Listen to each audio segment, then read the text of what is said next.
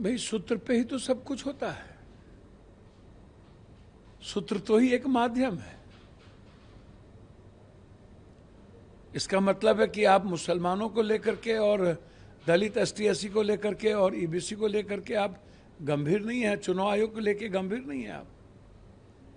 अब आप हमको बताइए, चुनाव आयोग धृतराष्ट्र तो हो ही गए हैं, सैकड़ों हो चुके हैं। वो ना वो सुप्रीम कोर्ट की सलाह मान रहे हैं, ना वो संविधान को मान रहे हैं। सुप्रीम कोर्ट ने उन्हें सलाह दी, साफ शब्दों में कहा कि तुम किसी भी कीमत पर आप ये तय नहीं कर सकते कौन इंडियन है कौन इंडियन नहीं है। आप कॉन्स्टिट्यूशन के तहत काम कीजिए। और मेरी सलाह है कि आप इस आधार कार्ड को, राशन कार्ड को, अन्य कार्डों को भी आप उसमें शामिल कर लीजिए। तो ना आप सलाह मानने को तैयार है, आप कह रहे हैं कि नहीं, हम भाजपा के दुर्योधन के लिए जो काम कर रहे हैं, हमें कुछ भी जिग जैग नहीं करना। एक तो सबसे खतरनाक संकेत है ये। दूसरी बात, सुप्रीम कोर्ट ने उन्हें एक और सलाह दी थी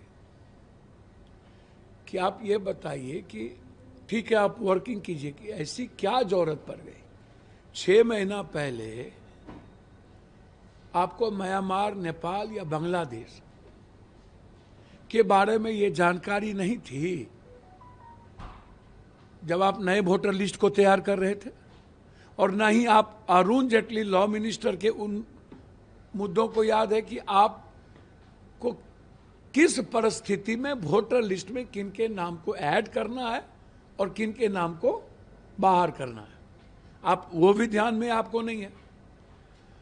अब आप कह रहे हैं कि मैं जा रहा हूं, हमें पता चला। तो हम चुनाव आयोग से पूछना चाहेंगे, अभी तो आपने फॉर्म बांटना शुरू किया, अब फॉर्म कहीं से आया नहीं।